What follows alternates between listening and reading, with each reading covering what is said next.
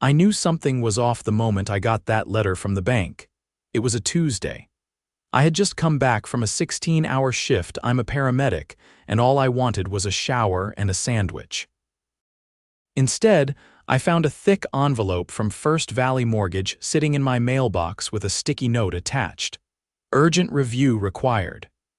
Inside were copies of my mortgage documents, except they weren't the ones I signed. My name is Carter Belling, and I own a modest 2-story home in the Brookhaven Ridge subdivision. I bought it 7 years ago, and I've never missed a payment. Not once. So when I saw the interest rate on the mortgage had changed, and that I apparently signed off on an escrow modification I never even heard about, my stomach dropped. And then I saw my signature. Except it wasn't mine. It was a sloppy attempt at forgery. The loops on the B in Belling were way off, and whoever did it forgot that I sign with my middle initial. I wasn't just angry, I was boiling, but I wasn't stupid either. I didn't call the bank, not yet. I needed to know where this came from. That's when it hit me, the HOA. More specifically, Susan Whitmore. Susan is the president of the Brookhaven Ridge HOA. Picture every HOA horror story rolled into one middle-aged woman with shoulder pads and a pearl necklace she probably wears to bed. She's the kind of woman who writes up citations for violations, like leaving your trash, can out 10 minutes past pickup, or having more than 2 garden gnomes. She's also the kind of person who sits on the Architectural Review Board, the Finance Committee, and the real kicker, the Mortgage Verification Subcommittee, which she invented herself last year and bullied the board into approving. I'd laughed when I heard about it. Who in the world needs a mortgage verification subcommittee? Apparently me. I got to work. First, I pulled out my original closing documents from the fireproof box in my closet. I compared them line by line to the ones from the bank. The differences weren't just in the interest rate. The repayment term had been extended by 5 years, and an entirely new clause added some kind of HOA escrow oversight fee. That's not legal. Not without my signature, and definitely not without my consent. The next morning, I went down to the county registrar's office. The clerk, a woman named Meredith who'd seen every kind of fraud imaginable, helped me pull up the public record of my mortgage. Sure enough, it had been updated 2 weeks ago by a notary named W. Kramer. I asked for the notary log, and Meredith raised an eyebrow but printed it for me. There it was. Carter Belling Mortgage Amendment witnessed by Susan Whitmore, notarized by W. Kramer. I stared at that line for a long time. I hadn't signed anything. I hadn't even spoken to Susan in over a month, unless you count her passive-aggressive notes about my mailbox needing repainting. That's when I knew Susan forged my signature, submitted it to the bank, and had it notarized under false pretenses. That wasn't just a violation of HOA policy. That was straight-up mortgage fraud. I left the registrar with copies of everything and drove straight to my buddy Damien's house. He's not just a friend, he's an assistant district attorney. He whistled when he saw the documents. "Carter, this is felony-level stuff," he said. "She altered financial documents, forged a signature, and submitted it to a financial institution. That's prison time." I nodded. "I want to take her down properly. No shortcuts. I don't want her fired from the HOA. I want her wearing orange." Damien gave me a grin. "Then we build the case." The next few days were a blur of collecting evidence. I installed a hidden camera on my front door just in case Susan tried anything else. I went to the bank and requested a full audit trail of any changes made to my loan. The clerk, a sharp woman named Janessa, pulled up the logs and froze when she saw the IP address of the submission. "Sir, this wasn't submitted from your account. It came from a Brookhaven Ridge HOA email address." Bingo, I asked her to print the logs and sign off on the chain of custody. She agreed, and I added it to my growing folder of evidence. I even got a copy of the notary's certification. Turns out W. Kramer had notarized 5 other mortgage amendments from Brookhaven Ridge residents over the past 6 months, all witnessed by Susan Whitmore. I started knocking on doors. One by one, I asked my neighbors if they'd ever signed mortgage changes. Most looked confused. A few were furious. One of them, a retired Air Force colonel named Marvin, nearly punched his garage wall when I showed him the forged document under his name. "I didn't sign a damn thing," Marvin growled. "That woman's been sniffing around my property for months." By the end of the week, I had statements from 4 other homeowners, all with suspicious mortgage updates. All of them had signed documents witnessed by Susan Whitmore and notarized by Kramer. Now I had a pattern. I handed everything over to Damien, who looped in a financial crimes investigator from the DA's office. They set up a sting operation. Meanwhile, I played it cool. I still waved at Susan when she drove by in her Lexus, pretending I didn't know a thing. But I did add an extra garden gnome to the front lawn just to mess with her. Then the call came. It was Damien. "Pack your schedule tomorrow morning. We're serving warrants." I stood in my driveway at 7 a.m. the next day with a cup of coffee in hand. That's when the black SUVs rolled into the neighborhood, lights flashing but sirens off. Susan's house was the first stop. I watched as investigators went around back, knocked on the front door, and when she refused to open it, forced entry. She came out screaming. "This is a misunderstanding. I was helping the residents. This is harassment." But no one was listening. They cuffed her on the spot. Susan Whitmore was arrested for mortgage fraud, forgery, and conspiracy to commit financial crimes. Her face turned purple when she saw me standing across the street. I just raised my coffee cup and nodded. Justice felt good. The morning after Susan's arrest, the neighborhood was vibrating with quiet chaos. Lawn sprinklers ticked like normal, but every porch had a resident peeking from behind curtains, whispering to a spouse or pretending to check their mail twice in 1 hour. I didn't blame them. No one ever expects their HOA president to be hauled off for financial crimes. I spent the morning compiling digital copies of everything I'd already turned over to Damien and the DA's office. It wasn't just about protecting myself anymore. I had neighbors who'd been defrauded, and some of them were older, less tech-savvy, more likely to trust someone like Susan without question. If prosecutors needed more evidence, I wanted to be ready. I also had one more thing to do. I drove to the notary's office listed on the official filings W. Kramer's place. It was a converted garage behind a modest tan duplex, tucked into the edge of a less glamorous part of town. I buzzed the intercom and waited. A gaunt man in his 60s cracked open the door. His eyes darted like he was expecting someone else, probably someone with a badge. "You're not from the state," he said. "No," I said. "But if you don't mind, I have a few questions about a document you notarized." He didn't invite me in, but he didn't close the door either. I handed him a copy of the forged mortgage amendment under my name. "You signed off on this. Can you tell me when I supposedly came in to sign it?" He stared at the page like it was a bad dream he didn't want to remember. "I don't keep all the logs," he said. "Just did what I was told." "By Susan Whitmore?" I asked. He hesitated, then nodded. "She brought 5 or 6 of these over the last few months. Said the homeowners couldn't come in person. Said they were military, traveling, or sick. She had their signatures already and asked me to stamp them as a favor." "You know that's illegal, right?" He rubbed his forehead. "I know now." I pulled out my phone and tapped the record button. "Would you be willing to say that to investigators, that she brought forged documents and asked you to notarize them without seeing the signers?" He nodded slowly. "Yeah, I'll talk." "I don't want to go to prison over her." I left with a recorded statement and a signed affidavit. By the time I got back home, my phone was ringing again. This time it was Marvin, the retired colonel. His voice was sharp, clipped. That woman had access to our HOA budget too. "I just pulled the last 6 months of financials. There's a payout labeled consulting fee every month, same amount. $2,500. Guess who the check's made out to?" "Please don't say Susan." "Nope, her niece, lives out in Arizona, never been to a board meeting." "I already checked the HOA bylaws. There's no provision for a consulting position." I exhaled slowly. This was bigger than just mortgage fraud. Susan had been siphoning HOA funds under a fake position, funneling the money to a relative. That was embezzlement. And it meant she'd been manipulating more than just paperwork. I asked Marvin to send me the scanned documents. He did within the hour.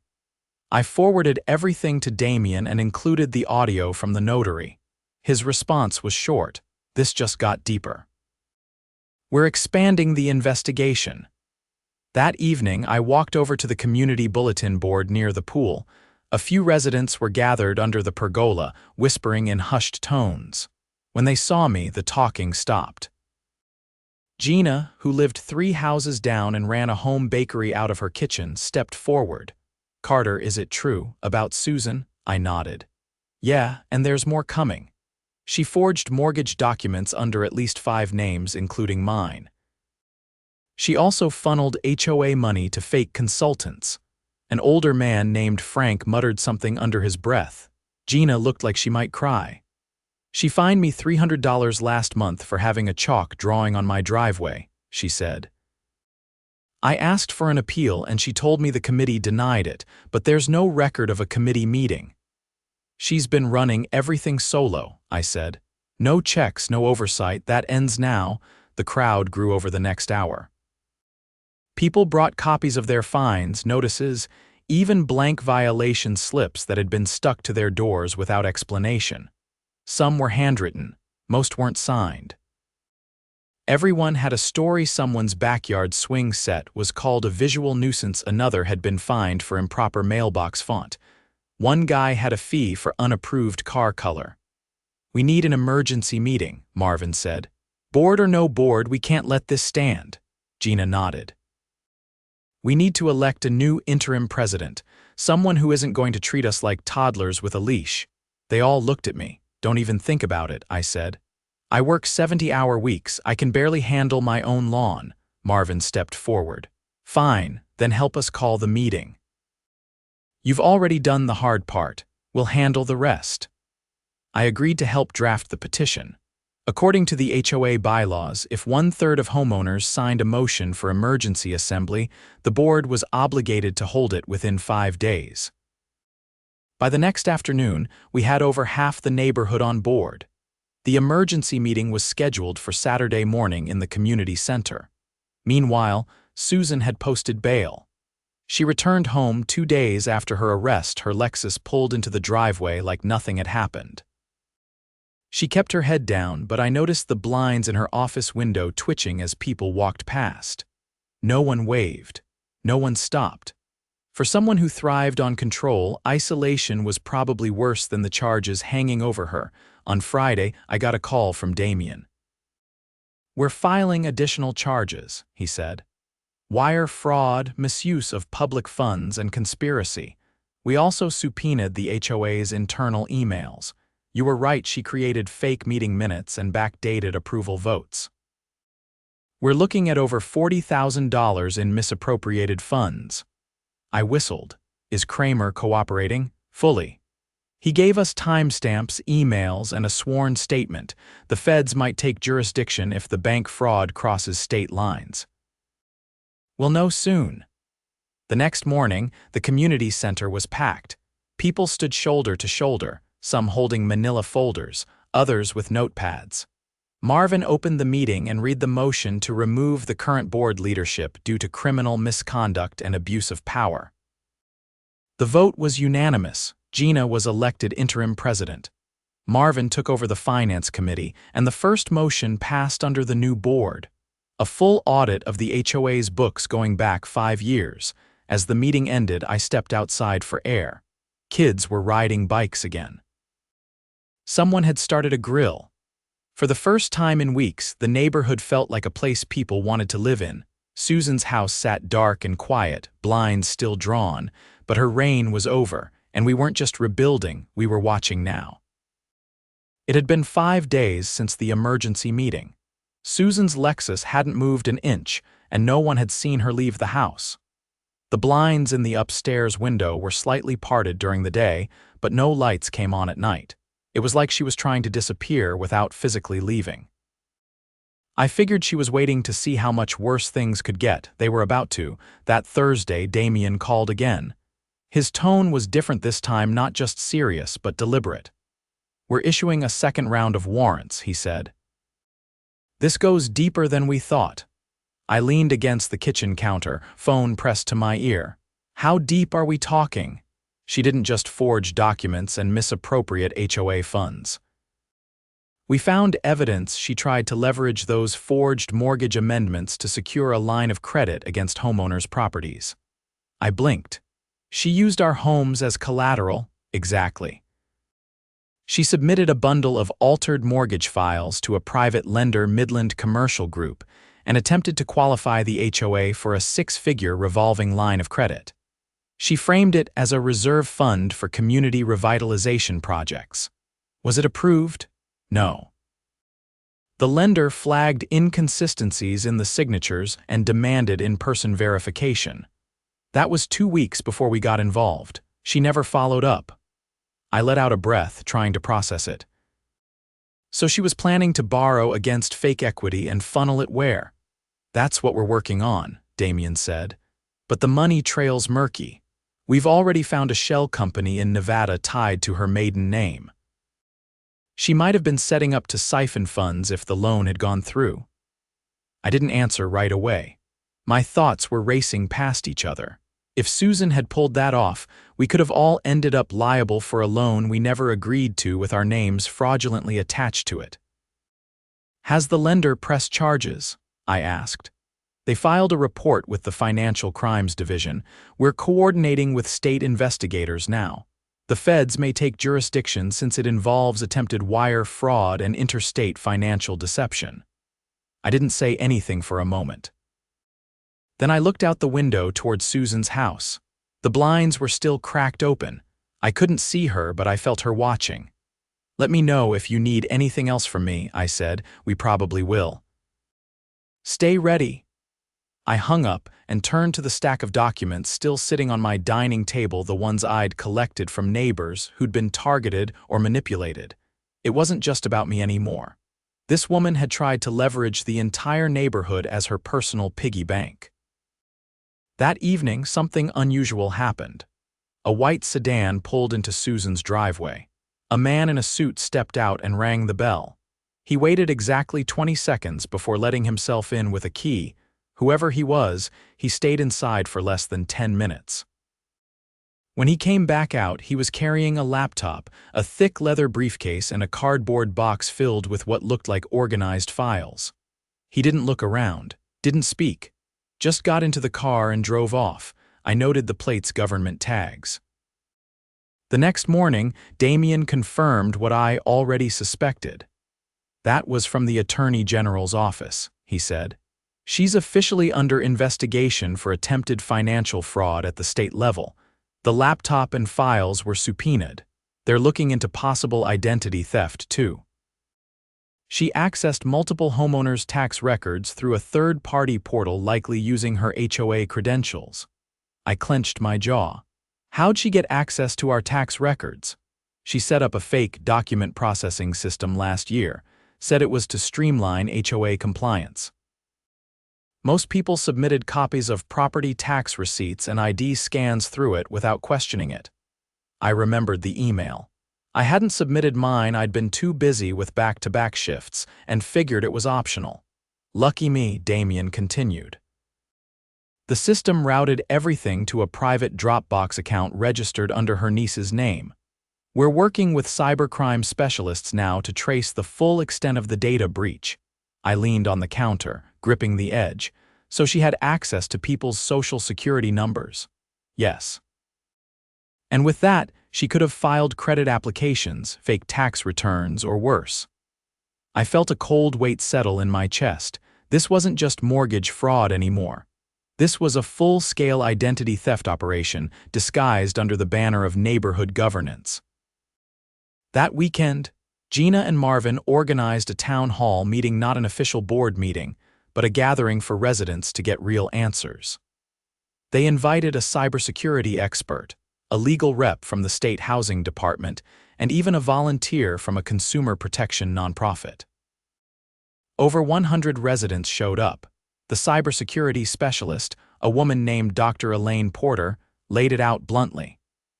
If you submitted any personal documents through the HOA's digital portal in the last year, assume your identity has been compromised. Freeze your credit. Monitor your tax filings. Contact your banks. There was a ripple of shock across the room. People started whispering, some pulling out their phones to check their accounts right then and there. Elaine continued. The system wasn't encrypted. The Dropbox account was accessible with a simple password: Brookhaven 2023, no two-factor authentication, no firewall, and the IP logs show multiple access attempts from outside the state. Marvin stood and addressed the room. We've initiated a class claim process. Anyone affected can sign up for legal representation through the Housing Department's fraud restitution program. We're also drafting a civil lawsuit against Susan Whitmore and any parties who knowingly aided her. A woman in the back raised her hand. What about that notary?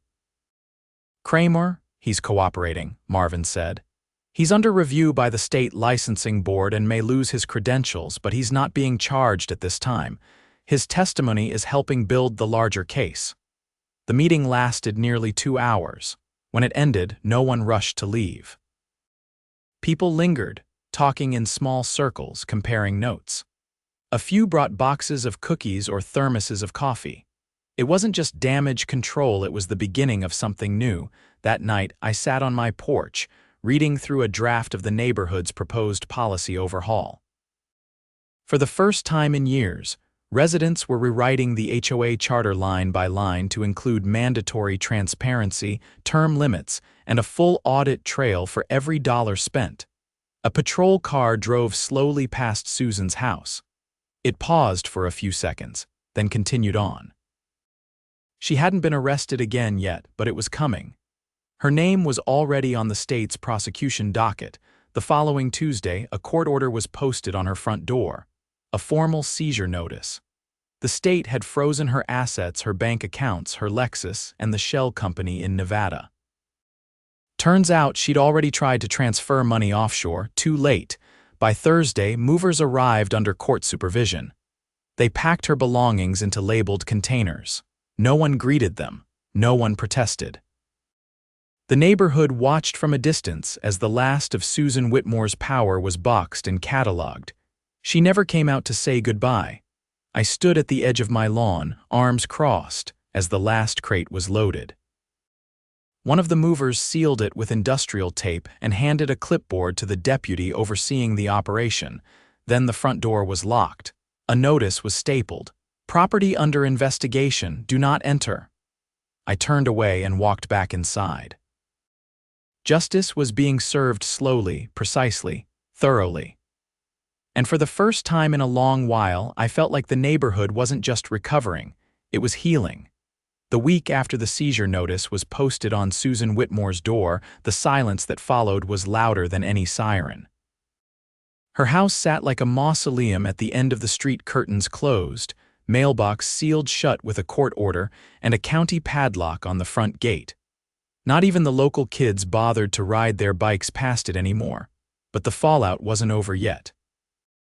On Tuesday morning, I received a formal summons to appear at a state hearing. The Attorney General's office was moving forward with charges based on the evidence I had provided, and they wanted my testimony to support the case. The hearing would be public and open session before a financial crimes tribunal that was now reviewing a cluster of cases connected to Susan's scheme. My name was listed as the key witness in one of the lead cases. When I stepped into the courthouse that Friday, I wasn't alone.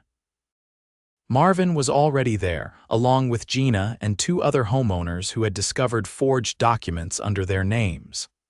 A few rows back, I saw Janessa from the bank and the cybersecurity expert from the community meeting. And seated at the far end of the room, flanked by her attorney and a stiff posture that didn't match her usual bravado, was Susan. Her hair was grayer than I remembered. She wore a blazer that looked a size too big and kept her eyes locked on the table in front of her. The confidence she used to wield like a whip was gone. The state prosecutor, a sharp-eyed woman named Delaney Cho, opened with a list of charges that made the room shift in their seats. 2 counts of felony fraud, 3 counts of identity theft, 1 count of attempted wire fraud, and a conspiracy charge tied to the fake consulting payouts. There was also a pending civil suit from the neighborhood, but that wouldn't be addressed in this hearing. When it was my turn to speak, I walked to the front and took the oath. Delaney approached with a calm, steady tone. "Mr. Belling, can you describe how you first became aware that your mortgage had been altered?" I recounted the envelope, the forged signature, the trip to the registrar's office, and the discovery of the notary's involvement. I handed over a digital copy of the audit trail from the bank and the notarization log that showed Susan's name listed as the witnessing party. Delaney nodded. "And to your knowledge, did you ever give Susan Whitmore or the Brookhaven Ridge HOA permission to amend your mortgage?" "No," I said without hesitation. "I never discussed any changes with her. I never signed anything. I never authorized anyone to act on my behalf." She gestured to the screen behind her, where a scanned image of the forged mortgage amendment appeared. "Is this your signature?" "It's not." She walked to the table where Susan sat and turned toward the judge. "Your Honor, we will also show that this document was used in an attempt to secure a line of credit through Midland Commercial Group, which was denied due to signature discrepancies and unverifiable authorization." Susan's lawyer rose. "Objection. That loan was never approved." "No funds changed hands." The judge raised a hand. "Overruled. The attempt itself is material to the conspiracy charge." Delaney continued, bringing up more witnesses. Janessa from the bank confirmed the HOA email was used to submit the forged documents. The cybersecurity expert laid out how the HOA's document system had funneled private homeowner data to an unsecured cloud account. Then came Marvin, who presented copies of the HOA's financial records, specifically the payouts to Susan's niece under a position that had never been approved by the board. Halfway through the hearing, Susan's expression finally cracked, not when her fake position was exposed. Not when the notary's statement was read aloud, but when Delaney revealed something new. "In the course of our investigation," she said, "we uncovered that the defendant had initiated credit card applications in the names of at least 2 homeowners using their SSNs obtained through the fraudulent document portal. Charges were made within days of those applications being accepted. This is not just mismanagement. This is premeditated identity theft." There was a gasp from the courtroom. Susan's attorney leaned in quickly and whispered something to her, but it was clear the damage had been done. The judge recessed for deliberation, and everyone filed out into the hallway. Marvin stood next to me, arms folded. "She's finished," he said quietly. Even her lawyer looked like he wanted to be anywhere else. "I didn't think she'd go that far," I admitted. "I thought it was about control, maybe money, but stealing identities, that's another level," Gina nodded. She was always obsessed with the HOA acting like it was her kingdom. But this was a full-blown criminal enterprise. We didn't wait long. 20 minutes later, the judge returned and delivered the verdict. All primary charges would move forward to trial. Bail was revoked due to the risk of financial flight. Susan's expression didn't change much, but when the bailiff stepped behind her and took hold of her wrists, I saw her blink rapidly like someone trying not to cry in public. The cuffs clicked into place, and she was led out of the courtroom without a word. Just like that, the woman who once fined people for leaving their trash bins out was now facing decades in prison. Back in Brookhaven Ridge, the mood shifted. With the legal proceedings now public, the neighborhood rallied. The interim board, led by Gina, held a vote to disband the Mortgage Verifications Subcommittee entirely. They also contracted an outside auditor to review every financial transaction made by the HOA in the last 3 years. The results were worse than expected. Nearly $60,000 in misappropriated funds tied to fake vendors, inflated maintenance contracts, and emergency expenditures that had no documentation. None of it had been approved by the board. Most of it had been funneled through Susan's niece or her shell company. The board took immediate action. They filed a civil suit to recoup the stolen funds and initiated a policy overhaul. From now on, all HOA votes would be public record and all board meetings live streamed. Proxy voting was banned. Any expenditure over $500 required a 2/3 majority. And best of all, the neighborhood voted to add term limits to all board positions. The woman who had tried to rule indefinitely was now the reason no one could stay in power longer than 2 years. A month later, I received a letter from the state's restitution office. Because I had been one of the identity theft victims, and because my mortgage documents had been fraudulently altered, I was eligible for compensation through the state's victim fund. I wasn't in it for the money, but it was validation. Proof that what I'd gone through wasn't just a personal inconvenience, it had mattered. One afternoon, Gina and Marvin stopped by with a few other neighbors. They brought a tray of cookies, a stack of signed thank you cards, and a hand-painted wooden sign that read, "Carter's Corner where the HOA met its match." I laughed and hung it on my porch. We sat under the shade of the awning, sipping iced tea and talking about the future. Not one person mentioned fines, violations, or mailbox paint colors. Instead, Gina talked about planting a community garden. Marvin was working on a new neighborhood watch program, voluntary, no uniforms, just neighbors watching out for each other. Someone else floated the idea of a summer block party. For the first time since I moved in, Brookhaven Ridge felt like a community. Not a gated maze policed by a tyrant, but a neighborhood where people actually looked out for one another. Susan Whitmore's trial began 3 months later. She was found guilty on all charges and sentenced to 22 years with no possibility of early release for the financial fraud counts. Her niece, who had turned state's witness, took a plea deal and forfeited all funds received through the HOA. The notary lost his license permanently but avoided jail time by cooperating fully. He now worked part-time at a hardware store in a different county, far from the mess he helped enable. As for me, I went back to my routine: early mornings, long shifts, and quiet evenings on the porch. But things felt different now. Safer. Better, the HOA still existed, but it was transparent and accountable. No more shadow meetings, no more fake violations, and definitely no more forged mortgage documents. Justice had been delivered, and the neighborhood? It was finally ours again.